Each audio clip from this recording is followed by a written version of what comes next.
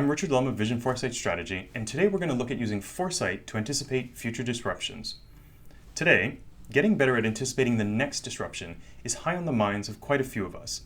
As we've been reminded several times in recent history, major disruptions to our lives and plans can and do emerge, and they often emerge from contexts and places far removed from us. For example, 9/11, the 2008 financial crisis, and the 2020 COVID-19 pandemic.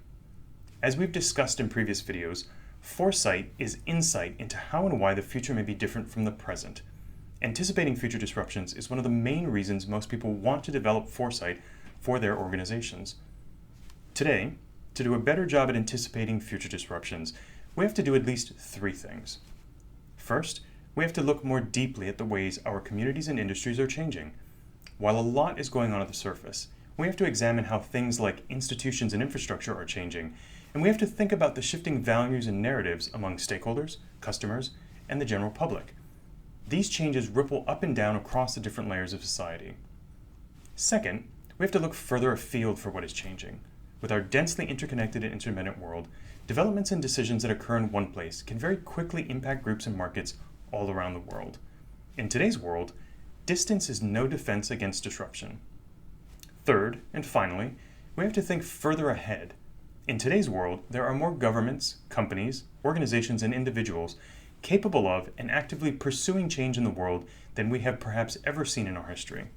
And we are all pursuing change amidst historic transitions, such as climate change and major geopolitical shifts. Extending our horizon gives us the space we need to think more carefully about how these many interacting forces of change may reshape the world. In addition to looking more deeply, looking further afield, and thinking further ahead, we also apply particular frameworks to help us sort and make sense of the possibilities we're identifying. One such framework is the disruption pyramid, from 4 steps to the future. All change is not equal, and the pyramid helps us assess how disruptive different changes might be for us. If you're a business, then change that will only impact your product lineup is very different than one that will require you fundamentally rethink your business model. If you're in government or the military, then a future that only requires changes to tactics and procedures is likewise fundamentally different than one that will require new doctrine and laws. A framework like the disruption pyramid allows us to be more nuanced in our assessment of disruption. So there.